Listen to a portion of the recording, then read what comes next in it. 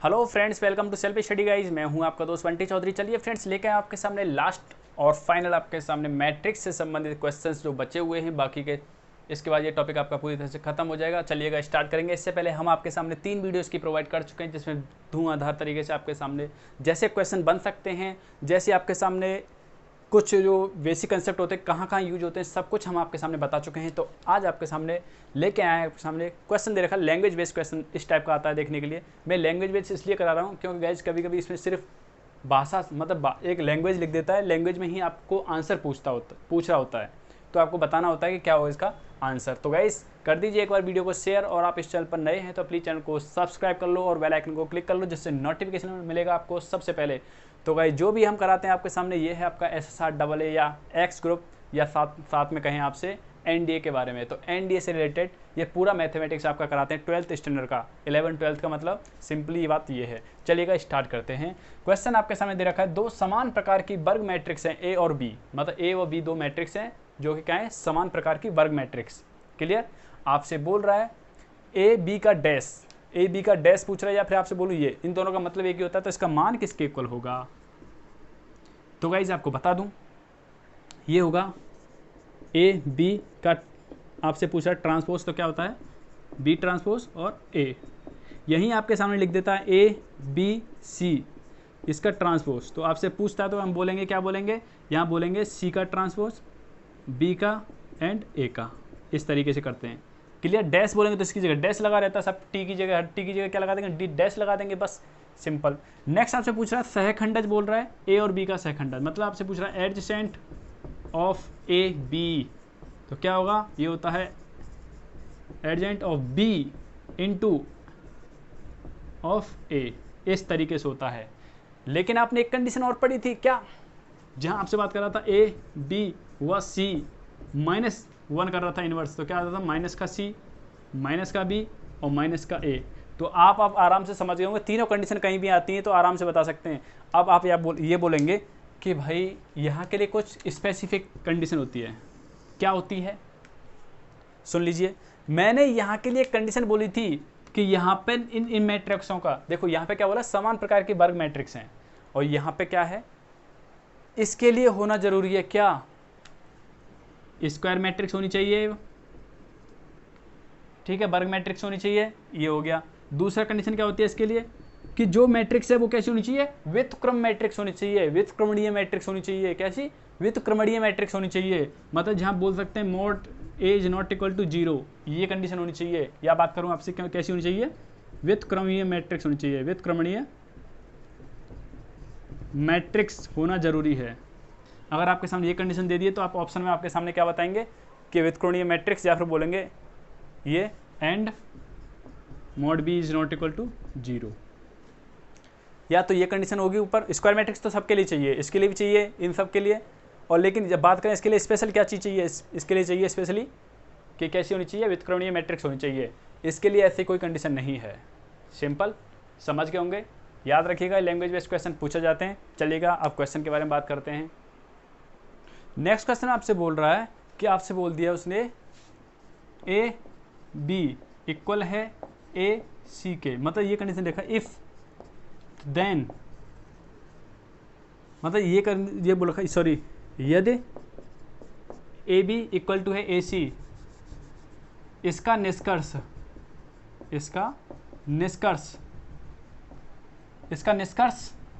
क्या निकला है, इसका निष्कर्ष निकला है आपके सामने b इक्वल टू सी।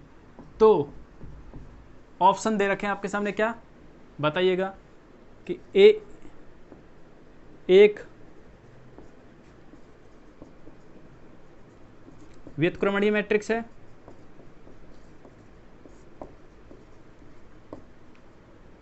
ए एक अव्युत्क्रमणीय मैट्रिक्स है,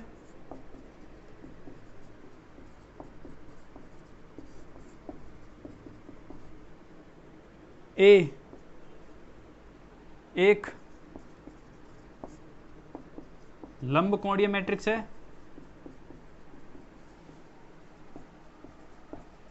या नन, इनमें से कोई नहीं। तो भाई बताइए, ये ऑप्शन दे रखा है आपके सामने, तो ये कंडीशन बोल रखी है, आपको ये पता होना चाहिए कि जब ये दे रखा है आपका आंसर निकल के ये आ रहा है इसका, तो ए क्या होगा। तो वो जाहिर सी बात है भाई, ये आपके सामने लिखा हुआ है इस तरीके से, तो ये आपस में कट जाते हैं, तो क्या निकलेगा, यही तो निकलेगा। और ये कब कट सकते हैं, ये एक ही कंडीशन पे कट सकते हैं, जब mod A is not equal to 0 होगा। और A is not equal to 0 कब होता है, जब ए क्या है, एक व्युत्क्रमणीय मैट्रिक्स होगी तब। तो आप बोलेंगे इसका आंसर क्या होगा, ऑप्शन नंबर फर्स्ट, कि ए एक व्युत्क्रमणीय मैट्रिक्स है। अगर गाइज आपने बोल दिया कि मॉड ए इक्वल टू 0 है, तो भाई आपके सामने यहाँ 0 कर दिया, तो 0 इक्वल टू 0, ये क्या कंडीशन होगी, कंडीशन फेल हो गई ना, कंडीशन सेटिस्फाई नहीं हो पाएगी, ये तो निष्कर्ष ही नहीं निकलेगा ये। ठीक है, तो ये निष्कर्ष कब निकल सकता है, ये तभी निकल सकता है जब mod A is not equal to 0 होगी तब। तो देख लीजिए आपके सामने व्युत्क्रम से संबंधित मैं आपके सामने कितने क्वेश्चन बता चुका हूँ कि इस टाइप के क्वेश्चन पूछे जाते हैं। नेक्स्ट क्वेश्चन है आपके सामने, लिखता हूँ, देखिएगा, ए इक्वल टू है कॉस थीटा, यहाँ है साइन थीटा, कॉस थीटा, और ये है साइन थीटा, ये माइनस का साइन थीटा, ये दे रखा है आपके सामने। और आपके सामने वो ऑप्शन दे रखे हैं, ये कंडीशन दे दी है उसने, कि ये दे के उसने सीधा सीधा कहा है कि यदि ए इक्वल टू ये है तो। अब ऑप्शन आपके सामने दे रखे हैं, क्या देखिएगा, ऑप्शन दे रखे हैं आपके सामने, इसका अगर इन्वर्स निकाल दे तो एडजेसेंट ए के इक्वल आएगा, इसका ए एडजेसेंट ऑफ ए के इक्वल रहेगा, ए इक्वल टू ए इनवर्स रहेगा, ए इक्वल टू 0 रहेगा। 4 ऑप्शन है, 4 ऑप्शन में से कौन सा करेक्ट होगा ये बताना है आपको। चलिएगा अब बात करते हैं, पहले देखो यहाँ एडजेसेंट की 2 कंडीशन दे रखी हैं, तो मैं आपसे क्या बोलूँ, इसका अगर मैं निकालता हूँ, पहले ए इनवर्स निकाल के देखता हूँ। देखिए निकालिए, ए इनवर्स निकालेंगे तो ए इनवर्स के लिए क्या होना चाहिए, adjacent of A upon mod A होना चाहिए। क्लियर, तो चलिए भाई पहले मॉड ए निकालेंगे, तो मॉड लगा दो, ये क्या कॉस थीटा, ये है माइनस साइन थीटा, ये है कॉस थीटा, और ये है साइन थीटा। कर दो भाई सॉल्व, करते हैं सॉल्व। इसका मल्टीप्लाई इससे, तो कॉस स्क्वायर थीटा माइनस इन दोनों का मल्टीप्लाई, तो देखो माइनस माइनस मैंने क्यों लगाया, क्योंकि फॉर्मूले में माइनस होता है, इन दोनों का मल्टीप्लाई, तो माइनस का साइन स्क्वायर थीटा आएगा। आप समझ सकते हैं साइन माइनस इंटू माइनस क्या होता है, प्लस हो जाता है, तो क्या हो जाएगा, cos square theta plus sine square theta. और आप जानते हैं भाई sine square theta plus cos square theta equal to क्या होता है, 1 होता है। तो मॉड ए क्या निकल आया, 1 निकल के आया। कर सकते हैं आप इतना, तो मॉड ए इक्वल टू क्या निकल के आया, 1 निकल के आया।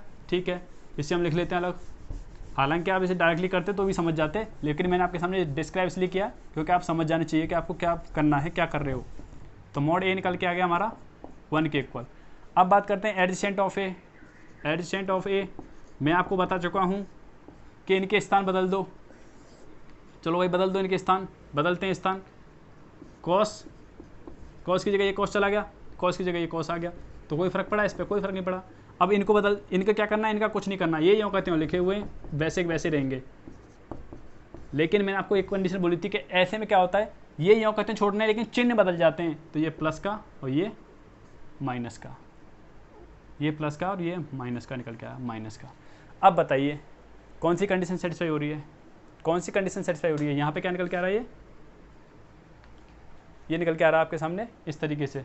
तो बताइए A inverse adjacent of A satisfy हो रही है, या फिर A inverse sorry A equal two adjacent of A satisfy हो रही है। पहली कंडीशन में देखो दोनों में से कोई सेटिस्फाई हो रही है क्या, देख सकते हैं भाई। सेकंड तो हो ही नहीं रही, क्योंकि देखो ये एडजेसेंट ऑफ ए है, क्या ये ए के इक्वल आ रहा है। देखो ए की वैल्यू क्या थी, माइनस का साइन, तो अगर यहाँ माइनस होता तो हम बोल सकते थे इक्वल है भाई। अब देखो यहाँ माइनस ही नहीं, ये देखो ये माइनस यहाँ पे है और यहाँ तो प्लस है भाई, माइनस तो यहाँ पे, तो मतलब इक्वल है क्या, नहीं है भाई। लेकिन हाँ अगर इसकी जगह हम 1 पुट करेंगे, कर दो 1, तो जैसे 1 पुट करेंगे तो क्या निकल के आएगा, adjacent of A equal to किसके है, ए इनवर्स। क्लियर। और तीसरा कंडीशन 0 आ रहा है क्या, इसका वैल्यू क्या ए की वैल्यू 0 हो सकता है। अरे भाई ये कंडीशन दे रखी है आपके सामने, जब इसने मैट्रिक्स ही ये दे रखी है तो इसका मान 0 कैसे हो सकता है, इसका मान 0 कैसे हो सकता है, 0 तो हो नहीं सकता। ये कंडीशन तो ऐसे ही फेल हो गई। सेकंड कंडीशन, क्या ये ए के इक्वल निकला था, नहीं निकला था भाई। थर्ड कंडीशन नहीं है भाई। फर्स्ट कंडीशन कोई सेटिस्फाई कर रहा है, तो उम्मीद करते हैं समझ पाए होंगे, कोई समस्या नहीं होनी चाहिए, यहाँ तक कोई प्रॉब्लम नहीं होनी चाहिए। नेक्स्ट देखिएगा, नेक्स्ट आपसे बोल रहा हूँ मैं एक कंडीशन, जैसे a इक्वल टू दे रखा है आपके सामने 1 0 0 1, इसका मैं आपसे बोलता हूँ स्क्वायर निकालो तो भी आपके सामने यही निकल के आएगा a के इक्वल। अगर मैं आपसे बोलता हूँ इसका 3 टाइम्स निकालो तो भी आपके सामने यही निकलेगा। अगर आपके सामने बोलता हूँ 4 टाइम्स निकालो तो भी आपके सामने a के इक्वल निकलेगा। ठीक है, अब देखो अगर आपके सामने लिखा हुआ है a इक्वल टू 0 1 0 1, इस तरीके से लिखा हुआ है, तो जब इसका आप निकालेंगे स्क्वायर, क्या करेंगे a इंटू ए करेंगे तो किसके इक्वल निकलेगा, ये हो जाएगा गाइज, आपके सामने निकाल के देख लीजिएगा, मल्टीप्लाई करेंगे तो निकलेगा इस तरीके से। अब ये कंडीशन आ गई, फिर आप इसका कुछ भी करते रहो भाई, इसका 4 टाइम्स करेंगे तो भी आपके सामने यही रहने वाला है, इस तरीके से। क्लियर? तो इस टाइप की कंडीशन आती है तो आप आराम से कर सकते हो, इसलिए मैंने आपके सामने बता दिया। इसका कितनी बार भी कर लो यही निकल के आएगा। ठीक है,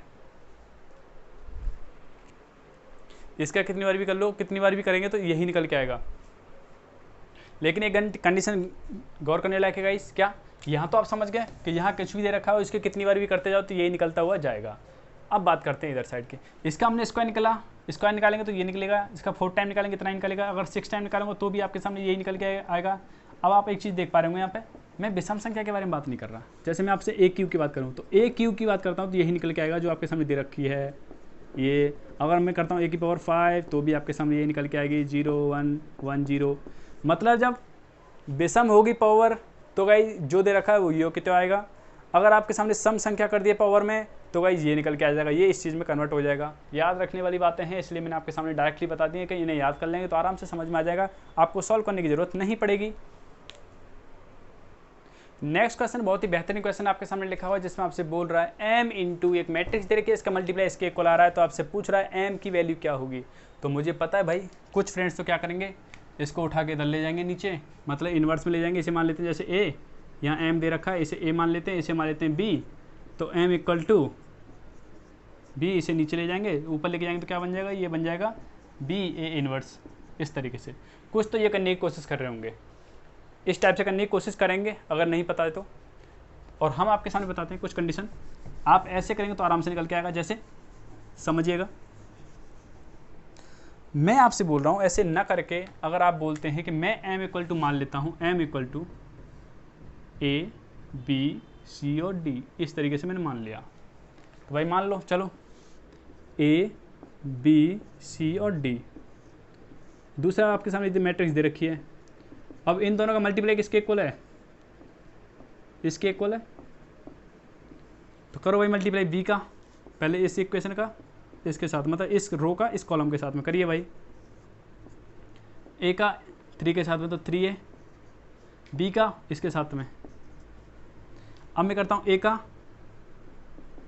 2 के साथ में 2a, अब b का 1 के साथ में तो माइनस का b। अब करता हूँ मैं नीचे वाली रो का फर्स्ट वाले कॉलम के साथ में, तो c का 3 के साथ में तो 3c, d का 1 के साथ में तो प्लस d, c का 2 के साथ में करेंगे अब सेकंड कॉलम के साथ में तो 2c, माइनस d का करूँगा मैं इसके साथ में तो माइनस का क्या आ गया, d आ गया। और ये इक्वल किसके है, अब बताइए क्या इनका कंपैरिजन करके निकाल सकता हूँ, इन दोनों का कंपैरिजन इसके साथ में, इसका कंपैरिजन इसके साथ में। तो चलो भाई यहाँ से निकल के आएगा 3a plus B equal to 4, और निकल के आएगा 2a minus B equal to plus का 1। अब यहाँ से निकालेंगे थर्ड इक्वेशन, ये दे रखिए c plus D equal to, ये 2 के इक्वल है, और ये निकलेगा 2c minus D equal to, ये है आपके सामने 3 के इक्वल। ये कंपैरिजन करके देखो, इसका कंपैरिजन किया है हमने इसके साथ में, और इसका कंपैरिजन इसके साथ में, क्योंकि भाई इक्वल में है तो हर एलिमेंट हर किसी के इक्वल होगा। तो बस भाई अब आपका बच्चा क्या है, यहाँ से निकाल सकते हैं ना, इन दोनों इक्वेशनों से निकालो। पहले इन दोनों को जोड़ता हूँ, तो जोड़ने पर क्या निकल के आएगा, इन दोनों को जोड़िए, जोड़ने पर 5a इक्वल टू, ये तो आपस में कट जाएगा तो क्या निकलेगा 5, तो a की वैल्यू निकालेंगे तो a इक्वल टू निकल के आएगा 5/5, तो 5 से 5 कट जाएगा तो क्या निकलेगा 1, तो a की वैल्यू निकल के आ गई 1। अब इस a की वैल्यू को किसी भी एक इक्वेशन में पुट कर दो, किसी भी एक इक्वेशन में a की वैल्यू पुट कर दो। जैसे मैं कर रहा हूँ आपके सामने 2a minus B equal to 1 में पुट करता हूँ, a की वैल्यू पुट करो, तो a की वैल्यू पुट करेंगे तो 2, इस तरीके से। अब निकालूंगा मैं माइनस का b इधर, 2 को उधर लेके जाऊंगा तो ये दे रखा है प्लस का 1, तो इधर हो जाएगा -2, तो बनेगा बचेगा आपके सामने -1 minus B equal to minus का 1 कट जाएगा, तो बी की वैल्यू निकल के आई यहाँ से 1, तो बी की वैल्यू ये निकल के आई, ए की वैल्यू ये निकाली। सिमिलरली ऐसे निकालेंगे इनसे, जब इन दोनों को जोड़ता हूँ तो 5c, इन दोनों को जोड़ो 5, तो सी की वैल्यू निकल के आती है 1, तो सी की वैल्यू 1 निकल के आ गई। अब इस किसी भी एक में पुट कर लेंगे सी की वैल्यू, तो चलो इसमें पुट करता हूँ, तो करिए पुट, तो 2c minus D equal to क्या है, तो सी की वैल्यू 1 पुट करो तो यहाँ आएगा 2, ये d इक्वल टू 3। अब d निकालूंगा, माइनस का d इक्वल टू उधर जाएगा 3 माइनस का 2, तो यहाँ से निकलेगा d इक्वल टू माइनस का 1।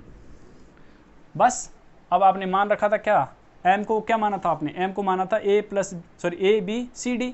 अब आपको समझ सकते हैं ना, m का निकालेंगे मान तो क्या निकलेगा, a की वैल्यू क्या निकली 1, b की वैल्यू क्या निकली 1, c की वैल्यू क्या निकली 1 और d की वैल्यू क्या निकली माइनस का 1। ऐसे निकालते हैं। तो होप सो आपको समझ में आ गया होगा किस तरीके से फाइंड कर रहे हैं। उम्मीद करते हैं क्लियर हो गया होगा किस तरीके से फाइंड किया है। तो ऐसे फाइंड करते हैं। और गाइस आप बोलेंगे भाई इतना लंबा कैलकुलेशन वगैरह, अरे भाइयों मैं आपके सामने पूरा डिस्क्राइब करके बता रहा हूँ, इसलिए आपको लंबा लग रहा है। अगर आपकी प्रैक्टिस अच्छी खासी है तो मुझे बताने की ज़रूरत नहीं पड़ेगी, क्योंकि इस वीडियो को काफ़ी फ्रेंड्स देखेंगे, इसलिए आपके सामने ऐसे बताना पड़ रहा है। क्लियर? क्वेश्चन दे रखा है आपके सामने जिसमें आपसे बोल रहा हूँ मैं आपसे कि a इक्वल टू ये है, क्या बोला मैंने, a इक्वल टू ये दे रखा है आपके सामने, a इक्वल टू ये आपके सामने दे रखा है। तो आपके सामने बोल रखा है कि बताइए a कैसा है, a सममित है, एक विसमित है, या फिर a equal to a transpose है। तो बताइए, या इनमें से कोई नहीं है, इनमें से कोई ऑप्शन नहीं है करेक्ट। तो ये क्वेश्चन आपके सामने दे रखा है। तो भाई आपको ये पता होगी कंडीशन किसकी क्या होती है, सिमेट्रिक की क्या होती है। ठीक है, सिमेट्रिक कंडीशन क्या होती है, सिमेट्रिक की कंडीशन होती है, आपको बता दूं कि a का ट्रांसपोज करूं, मतलब कोई मैट्रिक्स है, अगर उसका ट्रांसपोज करने पर a के इक्वल ही आ जाए तो वो बोलेंगे क्या है, सममित मैट्रिक्स है। लेकिन अगर a का ट्रांसपोज करने पर अगर वो आ निकल के आता है -a के इक्वल, तो बोलेंगे विषम सममित मैट्रिक्स है। क्या होगी, विषम सममित मैट्रिक्स। चलिएगा इसका पहले ट्रांसपोज ही करते हैं, करिए। ट्रांसपोज क्या होता है, रो को कॉलम बनाना है, कॉलम को रो। तो ये रो दे रखी है, इसको कॉलम बनाते हैं, 0 7 और ये 4। अब इसको बनाऊंगा माइनस का 7 0 5। अब इसको बनाऊंगा माइनस का 4 5 एंड 0 ये। ठीक है, अब बताइए क्या ये a के इक्वल है, a के इक्वल है क्या। यहाँ गाइज आपके सामने बता दूँ, यहाँ पे -4 ये माइनस का है, ये क्या है माइनस का है, तो यहाँ पे क्या हो जाएगा माइनस हो जाएगा, ये माइनस का दे रखा गाइस। ठीक है, अब ये कंडीशन दे रखी है, क्या बताइए ये और ये दोनों इक्वल हैं क्या। थोड़ा गौर करने पे हम देख पा रहे हैं 0 0 0, विकर्ण तो भाई पूरा 0 है, ये 7 ये 4, 7 है 4 है, 5 5 4 4 4 7 5, मतलब पूरे एलिमेंट तो एक जैसे हैं लेकिन चिन्ह अलग अलग हैं। तो मतलब ये a के इक्वल तो नहीं है भाई, मतलब a का ट्रांसपोज a के इक्वल तो नहीं है। लेकिन अगर मैं यहाँ से माइनस कॉमन ले लूँ पूरे से, तो माइनस जब कॉमन लेते हैं तो गाइस आपको बता दूँ मैट्रिक्स के अंदर क्या होता है, माइनस कॉमन लेता हूँ तो सब जितने भी इसमें एलिमेंट है ना सब के अंदर से कॉमन आएगा।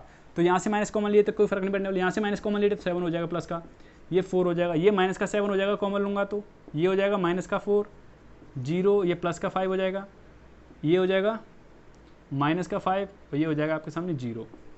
माइनस कॉमन लेने पर ये आ गया। अब आप देख पा रहे हैं कि अब ये पूरी वैल्यू और ये पूरी वैल्यू a के इक्वल है, तो माइनस का चिन्ह यहाँ पे है ही, तो बोल सकते हैं a ट्रांसपोज इक्वल है किसके, -a के। और ये कंडीशन किसको दिखाती है, ये कंडीशन दिखाती है a एक क्या है, विषम सममित मैट्रिक्स है। तो आपके सामने इस तरीके से दे रखा है, तो हमने आपके सामने डिस्क्राइब करके सॉल्व करके बता दिया है कि किस तरीके से करते हैं। नहीं तो थोड़ा सा कॉमन सेंस लगाते तो भी आप कर सकते थे, ऑप्शन देख लेते, बस ऑप्शन देख के। ऑप्शन मैंने आपके सामने इसलिए लिखे हैं यहाँ पे क्योंकि गाइस जब तक आपके सामने ऑप्शन ही नहीं होंगे तो आपको पता क्या है। क्वेश्चन ये दे रखा है, यदि a इक्वल टू ये है तो a इक्वल टू ये है तो इनमें से कौन सा ऑप्शन करेक्ट है। तो ये आपको क्या करना है, खुद को फाइंड करना है। क्लियर, इस तरीके से आपको फाइंड करना है। नेक्स्ट क्वेश्चन आपके सामने दे रखा है, ये कंडीशन आपके सामने दे रखी है, आपसे बोल रहा है यदि ये दे रखा है इसका क्रम क्या होगा, इसका क्रम क्या होगा। क्वेश्चन ये है, मतलब इनको मल्टीप्लाई कर रहे हैं तो इनका क्रम क्या होगा। तो भाई आप इनका मल्टीप्लाई करने मत लग जाना, आपको क्या करना है, यहाँ देखिएगा मैं क्या बोल रहा हूँ आपसे, आर सी। आर क्या होता है, रो। रो कितनी है इसमें, एक, सी कितने कॉलम 3, यहाँ निकालेंगे क्या 3 क्रॉस 3, यहाँ निकालेंगे सेम, तो क्या है 3 क्रॉस 1। तो गाइज जब भी आपके सामने इस टाइप की कंडीशन दे रखी है, आप पहले सबसे पहले ये देखो मल्टीप्लाई हो सकता है क्या इनका, इन दोनों का मल्टीप्लाई हो सकता है आपस में, हाँ भाई यहाँ 3 है यहाँ 3 है, हो सकता है। अब इन दोनों का हाँ हो सकता है क्योंकि यहाँ 3 है और यहाँ 3 है, तो बस तो क्या निकल के आएगा, यहाँ से 1 बच रहा है और यहाँ से ये लास्ट वाला 1 बच रहा है, तो क्या आएगा 1 क्रॉस 1 की आएगी मैट्रिक्स, क्या आएगी आपको जो मल्टीप्लाई करेंगे तो मैट्रिक्स किसकी क्या निकलेगा, उसका क्रम 1 क्रॉस 1 निकलेगा। नेक्स्ट क्वेश्चन देखिएगा, लैंग्वेज बेस्ड क्वेश्चन है आपके सामने, फिर से मैं आपसे बोल रहा हूँ, यदि ए एक विषम सममित मैट्रिक्स है, विषम सममित मैट्रिक्स है, तो इसका ट्रेस क्या होगा, इसका ट्रेस क्या होगा, ट्रेस क्या होगा, क्लियर। अब आपके सामने मैट्रिक्स नहीं दे रखी लेकिन लैंग्वेज में लिख रखा है उसने, ए एक विषम सममित मैट्रिक्स है, तो आपसे पूछ रहा है इसका ट्रेस क्या होगा। ऑप्शन देता हूँ आपके सामने, फर्स्ट ऑप्शन है 1, सेकंड ऑप्शन बोल रहा हूँ आपके सामने 2, थर्ड ऑप्शन बोल रहा हूँ आपके सामने 0 और फोर्थ ऑप्शन बोल रहा हूँ इसमें से कोई नहीं, या फिर इन्फिनिटी बोल देता हूँ। तो बताइए क्या होगा, इसका ट्रेस निकालेंगे तो विषम सममित मैट्रिक्स कोई भी हो, विषम सममित मैट्रिक्स की कंडीशन क्या होती है कि कोई भी ए अगर इसका ट्रांसपोज करने पर, कोई ए है उसका ट्रांसपोज करता हूँ तो किसके इक्वल आ जाए, वो -1 इक्वल निकल के आता है, तो बोलेंगे क्या होगा विषम सममित मैट्रिक्स होगी, और उसका हमेशा ट्रेस पूछेंगे, ट्रेस क्या होता है हमेशा 0, क्या होता है 0। ये लैंग्वेज बेस्ड क्वेश्चन है, इस टाइप के क्वेश्चन पूछे जाते हैं क्योंकि कभी कभी सॉल्व करने के लिए नहीं बोलता, इस टाइप के क्वेश्चन दे देता है सिर्फ बताने के लिए कि इसका मान क्या निकलेगा, इसकी वैल्यू क्या निकलेगी। तो भाई ये क्वेश्चन थे आपके सामने जो बचे हुए क्वेश्चन थे, बाकी के आज आपके सामने कंप्लीट हो जाता है ये टॉपिक मैट्रिक्स। अगर आपको कोई समस्या रहती है तो कमेंट करके जरूर बताइएगा। तो उम्मीद करते हैं गाइज आपको ये वीडियो पसंद आया होगा, अगर आपको वीडियो पसंद आया तो लाइक करिएगा, साथ ही अपने फ्रेंड्स के लिए शेयर कर दीजिएगा, और आप इस चैनल पर नए हैं तो प्लीज़ चैनल को सब्सक्राइब कर लो और बेल आइकन को क्लिक कर लो, जिससे नोटिफिकेशन मिलेगा आपको सबसे पहले। तो thank friends, thank you so much, जय हिंद जय भारत।